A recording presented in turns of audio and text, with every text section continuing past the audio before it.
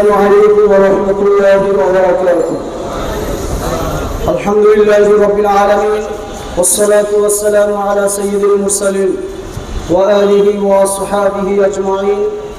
أعوذ بالله من الشيطان الرجيم. بسم الله الرحمن الرحيم. وجاهدوا في الله حقا. ইসলামী আন্দোলন বাংলাদেশের মোহতারাম আমির পীর সাহেব চরমোনায় ঘোষিত দুর্নীতিবাজদের বিচারের দাবি এবং সম্প্রতি দেশবিরোধী ভারতের সাথে চুক্তি বাতিলের দাবিতে সকল জেলা মহানগরের বিক্ষোভ সমাবেশ ও মিছিল কর্মসূচির অংশবিশেষ আজকের এই নারায়ণগঞ্জ জেলা এবং মহানগরের উদ্যোগে আয়োজিত এই বিশাল মিছিল পূর্ব সমাবেশের মোহতারাম সভাপতি, জেলা মহানগর নেতৃবৃন্দ, থানা নেতৃবৃন্দ, সমবেত বিক্ষুব্ধ ভাই ও বন্ধুগণ, আজ দেশ মহাসংকটে নিবেদিত। মুসলিম জাতিসত্তার ভিত্তিতে অর্জিত এই বাংলাদেশ, এই মুসলিম জাতিসত্তার ভিত্তিতে অর্জিত এই বাংলাদেশ আজকে ভারতের কষাঘাতে আমরা আঘাত খেতে খেতে তাদের কষাঘাতে আমরা এতটা নিমজ্জিত হয়েছি। এখন শুধু নামে বাংলাদেশ আছে, টোটাল নিয়ন্ত্রণ ভারতের হাতে। আমি সেদিকে পড়ে যাচ্ছি। বর্তমান একটি মুসলিম কান্ট্রিতে স্বাধীনতার পরবর্তীতে যারাই ক্ষমতায় এসেছে, দলীয় আখের গুছাতে গিয়ে দুর্নীতি, সন্ত্রাস, চাঁদাবাজ, জোর জুলুম, চুরি ডাকাতি, সুদ ঘুষ, মদ জুয়া, জেনা ব্যভিচার, অত্যাচার, দুর্নীতি এতটা বেশি করে তারা প্রশ্রয় দিয়েছে। আজকে বাংলাদেশ মুসলিম কান্ট্রি হওয়ার পর ইমানদারদের বসবাসের অযোগ্য হয়ে যাচ্ছে। আমাদের জন্য বড় লজ্জার বিষয়, কারণ আমরা এতদিন যা দেখেছি, আওয়ামী লীগ বলেন, বিএনপি বলেন, জোট বলেন, মহাজোট বলেন, জাতীয় পার্টি বলেন, প্রত্যেকেই ভারতের দালালি করে, আমেরিকার দালালি করে, ইহুদি খ্রিস্টানদের দালালি করে টোটাল মুসলিম কান্ট্রিকে ক্ষতবিক্ষত করে ফেলেছে, ইসলামিক রাজনীতি ধ্বংস করে ফেলাচ্ছে। সর্বশেষ পেরাক মারতেছে আওয়ামী সরকার। জন্মই যারা জন্ম পাপ, তাদের থেকে ভালো কিছু পাওয়া যায় না। এই বর্তমান যে সরকার ক্ষমতায় আছে, প্রত্যেকটা নির্বাচনে সরকার চুরি করে, ভারতের সহযোগিতা নিয়ে অবৈধভাবে এদেশের ক্ষমতা দখল করে, অস্ত্রের মুখে মানুষকে জিম্মি করে তারা অবৈধ কাজ করবে, এটাই বাস্তবতা। এই সরকার ক্ষমতা আসার পরে শিক্ষার উপরে চরম আঘাত এনে নাস্তিকবাদ, হিন্দুত্ববাদ এবং ভারতীয় সংস্কৃতিবাদ শিক্ষা সিলেবাসে ঢুকিয়ে এদেশের ব্রাহ্মণবাদ, মুসলমান ছাত্র ছাত্রীদের মেধা নষ্ট করার গভীর ষড়যন্ত্রে একের পর এক লিপ্ত হয়েছে। কি ঠিক না বেছে? বারবার আমাদের আন্দোলন করতে হয়, সংগ্রাম করতে হয়। মুসলমানদের সন্তানদের ইসলামী শিক্ষা তাহাজিব তামাদ্দুন দিবে, তার পরিবর্তে নাস্তিকবাদ আর হিন্দুত্ববাদ আমাদেরকে শেখাতে চায়। এইটা সম্পূর্ণ ভারতের প্রেসক্রিপশনে এই সরকার করে। যদিও আমাদের আন্দোলনের মুখে মাঝে মধ্যে প্রধানমন্ত্রী কিছু চেঞ্জ করেন, কিন্তু তাদের গভীর ফাঁদে কিন্তু আমরা সবসময় পা ফেলে রাখি। সম্মানিত উপস্থিতি, শিক্ষা খাতের দুর্নীতির কথা তো সবাই জানেন। আজকে এমন কোন সেক্টর নাই যেখানে দুর্নীতি না হচ্ছে। কেন বিশ্বাস চক্রে আজকে দুর্নীতিবাদের বিচার চায়? চিকিৎসা খাত আজকে কোন লেভেলে চলে গেছে? ডাক্তাররা, বিসিএস কারণে ডাক্তাররা সরকারি হাসপাতালে চিকিৎসা করতে চায় না। প্রত্যেকেই ক্লিনিকের ব্যবসার সাথে জড়িত হয়ে এদেশের সাধারণ গরিব মানুষের চিকিৎসাকে তারা ব্যাহত করছে। বলা ঠিক না বেঠিক? শিক্ষা স্বাস্থ্য মন্ত্রণালয় সেই ব্যবস্থা না নিয়ে বরং এই শেখ হাসিনা আরো বাংলাদেশের স্বাস্থ্য খাতকে ধ্বংস করার জন্য সম্প্রতি এই চুক্তির মধ্যে আরেকটা চুক্তি আছে, ই ভিসার মাধ্যমে চিকিৎসা ভিসা, ই ভিসার মাধ্যমে, ইলেকট্রনিক ভিসার মাধ্যমে বাংলাদেশের মানুষকে ভারতে আরো বেশি চিকিৎসা দেওয়ার ব্যবস্থা করে দিচ্ছে। এদেশের মানুষ ভারতে যে চিকিৎসা করলে লাভ হবে ভারতে, ভারত সেটা করে দিচ্ছে। কিন্তু প্রধানমন্ত্রী উচিত ছিল, সেদিন সরোবরের সামনে গেলাম, দেখতেছি বড় ছবি দেওয়া, লেখছে আমি যদি অসুস্থ হয়ে পড়ি আমার চিকিৎসা দেশে করবেন। কি আছে না নাই দেখছেন? অথচ একজন মন্ত্রী, একজন এমপি, একজন রাষ্ট্রপতি যে পর্যায়ে আছে, শরীর একটু খারাপ লাগলে সিঙ্গাপুরে চলে যায়, বাহিরে চলে যায়।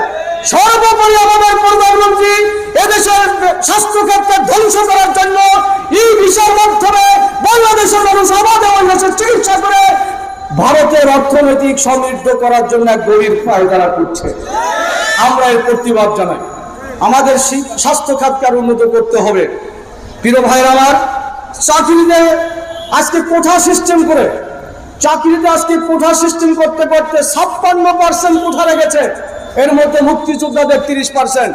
গত 2018 সালের আন্দোলনে, কোঠা বিরোধী আন্দোলনে প্রথম এবং দ্বিতীয় শ্রেণীর চাকরি ক্ষেত্রে কোঠা বিরোধী আন্দোলনের মুখে প্রথম এবং দ্বিতীয় শ্রেণীর চাকরিতে এই কোঠা বাতিল করেছিলেন।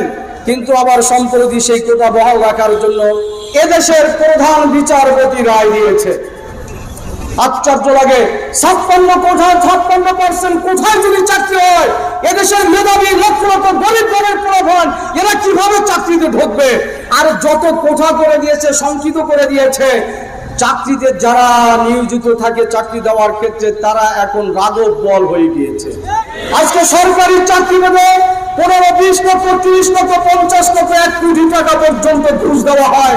এই কোঠার কারণে এই চাকরির মান বাড়িয়ে দিয়ে আপনারা টোটাল চাকরি ক্ষেত্রকে ঘুষের দেশে পরিণত করেছেন। সুতরাং কোঠা বিরোধী আন্দোলন যা চলতেছে, তাদের সাথে সমর্থন জানিয়ে এই কোঠা প্রথা বাতিল করার জোর দাবি জানাচ্ছি। এদেশের মানুষ সবাই আমরা ভাই ভাই, সবাই আমরা ভাই বোন, সমান্তরে চাকরি ক্ষেত্রে আমরা থাকতে চাই। কোন কোঠা চলবে না। প্রিয় ভাই আমার, প্রশাসনের কথা আর কি বলবো? রঙে রঙে প্রশাসন এখন এমন হয়ে গিয়েছে। আজকে পুলিশের কথা বলবো কি? 10 টাকাও ঘুষ দেয় এদেশের পুলিশ, কথা কয় না? আজকে একটা পিয়ন থেকে ঊর্ধ্বতন অফিসাররা ঘুষ ছাড়া ফাইল লয় না, মাসের পর মাস চলে থাকে। আজকে এটা কোন পর্যায়ে গিয়েছে চিন্তা করবেন। মিলিটারি বাংলাদেশের সবচেয়ে আস্থার স্থল। এদেশ নিরাপত্তা এবং বৈদেশিক আক্রমণ থেকে রক্ষা করার জন্য দেশের সর্বোচ্চ শক্তি দিয়ে তাদেরকে লালন করা হয়, পালন করা হয়, তাদেরকে সর্বোচ্চ সুযোগ সুবিধা দেওয়া হয়, তারা দেশকে রক্ষা করবে। আজকে ভারত বিশাল চক্রান্ত নিয়ে এই সেনাবাহিনী, পুলিশ, র্যাব, বিজিবি, যত গোয়েন্দা সংস্থা আছে, ওর মাধ্যমে টোটাল তাদের নিয়ন্ত্রণে নিয়ে গিয়েছে। কথা ঠিক হবে? ঠিক। আজকে দুর্নীতি সেনাবাহিনীর মধ্যে ঢুকে গিয়েছে, আমাদেরকে ভাবিয়ে তোলে, এই প্রজন্মকে ভাবিয়ে তোলে দেশ কোন দিকে যাচ্ছে। আজকে 2018 সালের রাতের ভোট, দিনের ভোট, রাতের যেই সেনাবাহিনী আজিজের মাধ্যমে হয়েছিল, উনি ওই তারিখে ভোট দিয়ে বলতেছে আমার জীবনে এত সুন্দর ভোট আর দেখিনি। মনে আছে? আজকে তো দেখছেন দুর্নীতি ওনার বিরুদ্ধে যখন ফাঁস হয়ে গেল, উনি তো ওই কালো চশমা দিয়ে দেখবেন কি পরিমাণ টাকা যে খেয়েছে, কি পরিমাণ পাহাড় অর্জন করেছে টাকার। আজকে তার বিরুদ্ধে দুদক ঘটতেছে। সেনাবাহিনীর প্রধানের পিছনে যদি দুদক করে দুর্নীতির ব্যাপারে অভিযোগ আছে, আমার মনে হয় শেখ হাসিনার পদত্যাগ করা এখন সবার দাবি হয়ে গিয়েছে।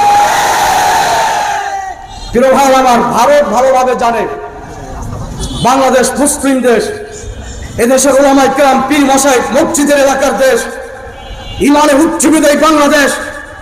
এই বাংলাদেশকে যদি কিছু করতে হয়, এই ইমানদার জনতার সাথে পারা যাবে না। সুতরাং এদেশের প্রশাসনের সর্বস্তরের শক্তিকে ভেঙে দাও, ওদের করায় তুলে দাও, টাকা দিয়ে সবার মাথা কিনে নাও। আর আওয়ামী লীগ তো কিনে নিয়েইছে। এমপি, মন্ত্রী, আওয়ামী লীগের নেতা কর্মীরা ভারতের বিরুদ্ধে একটা কথাও বলে না।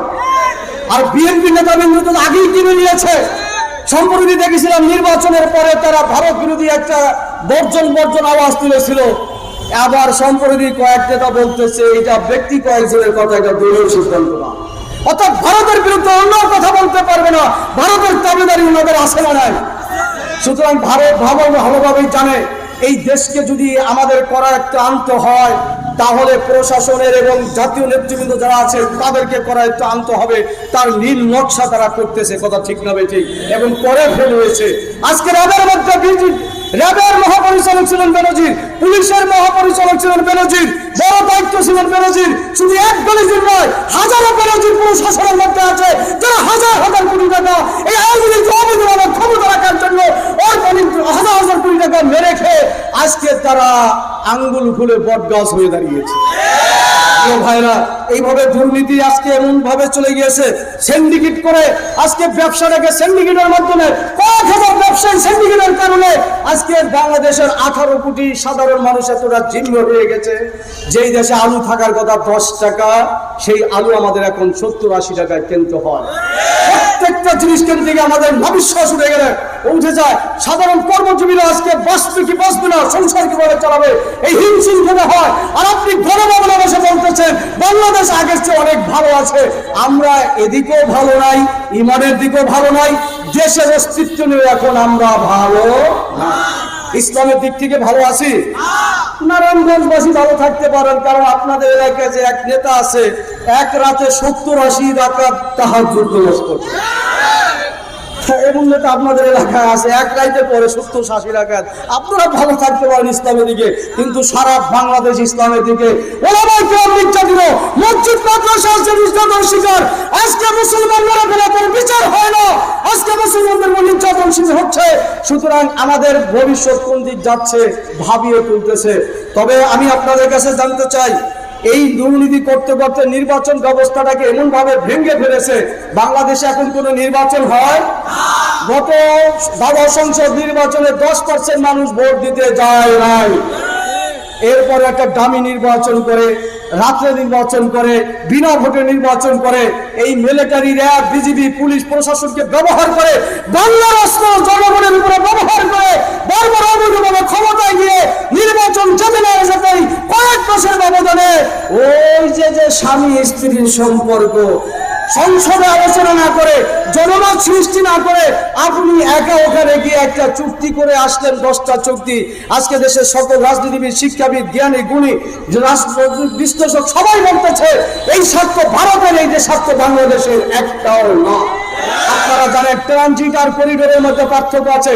ট্রানজিট হলো এক দেশ থেকে আরো 2-3টা দেশে যাওয়ার জন্য যে রাস্তা করা হয়, এটা হয় ট্রানজিট। কিন্তু ভারত যে এই ট্রানজিটের কথা বলে প্রধানমন্ত্রী আমাদেরকে যে ধোঁকা দিচ্ছে, যেটা ট্রানজিট এক জায়গা থেকে আরেক জায়গায় দেওয়া হয়, এটা ক্ষতি কি সেজন্য সংসদে বলেছেন। আমি তো ক্ষতির কিছু দেখছি না। আপনি ক্ষতি দেখবেন কিভাবে?